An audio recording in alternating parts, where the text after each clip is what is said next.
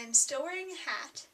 It's not the same hat. Christine, I'm glad you liked my last hat. This one is very good for when you wanted to cut off all your hair and you decided not to cut off all your hair, but you still don't want to deal with your hair. How are you guys? Ben, it sounds like you're having a lot of fun playing magic. I don't understand why you would play magic when you can just do magic. We had a little bit of a change of location.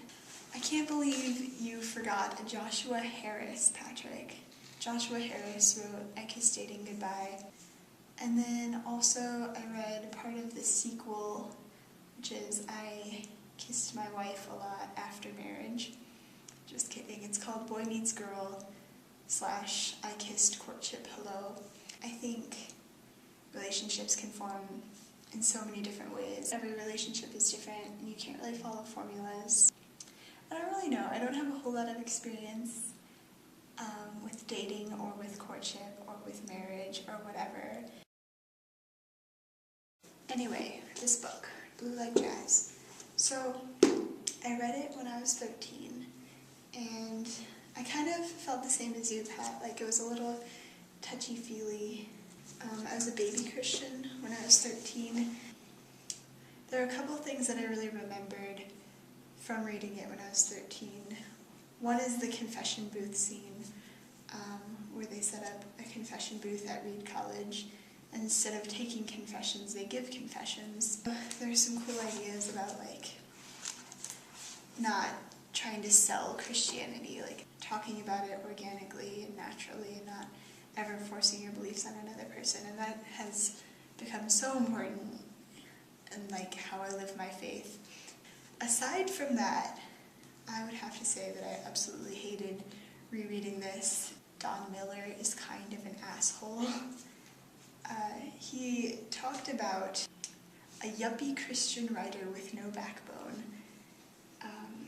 who was only getting into Islam and Islamic ideas because it was cool, and Don says, no, don't do that. At one point he says, I was into reading the Quran before it was cool, and I'm like, well, Don, you're kind of being a hipster right now. You never know if someone's doing something just because it's cool right now, or if it's because it's really on their heart. And I don't think we should shy away from doing something just because it's perceived as cool. I think, we should do what we want to do, whether it's cool or not.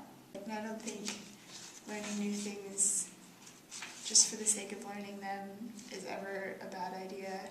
And the worst part is that he keeps calling people fruit nuts, and I'm not even exactly sure what he's referring to. He seemed to love a lot of people the church was neglecting, like liberals and fruit nuts. So I know that he's saying it to be accepting and to be a little ironic. And I don't even know, he never clarifies what he means by fruit nuts. He says it several times throughout the book, and I don't think it's ever okay to call somebody a fruit nut. I wrote, this book is very rude. Maybe he's doing it to show that some Christians are very rude and that that's okay. But is it okay? Is it ever okay to be that rude? Is he trying to justify it in this book, or is he just trying to be honest about who he is? I think honesty is really important, and that's kind of what he gets across in this book. He jumps on one of his friends for liking an actor, like a celebrity, but not knowing what the actor's personal beliefs were. How do you define belief? I mean, just because you're a Christian and you can put a label on it, but I really think that if you believe something strongly enough, it will become apparent in the way you live your life.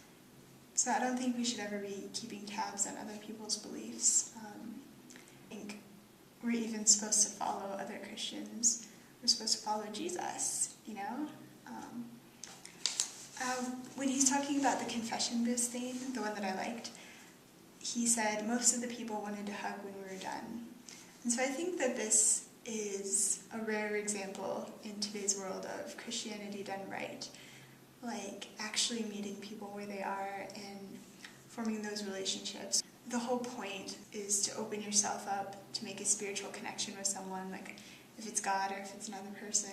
And that's what Jesus did when he was here. Like, the whole time he was here, he would just go to people's houses and he would talk with them. He really touched people that way, and that's how he did his work. And if you're doing Christianity without building these relationships, if you're not opening yourself up to anybody, like, you're doing it wrong. If you're not feeling that connection, that's what I miss a lot in church. He says that we're supposed to love fruit nuts, but Jesus said we're supposed to love everyone, and he probably wouldn't have ever called anybody a fruit nut. So those are my thoughts on Blue Like Jazz.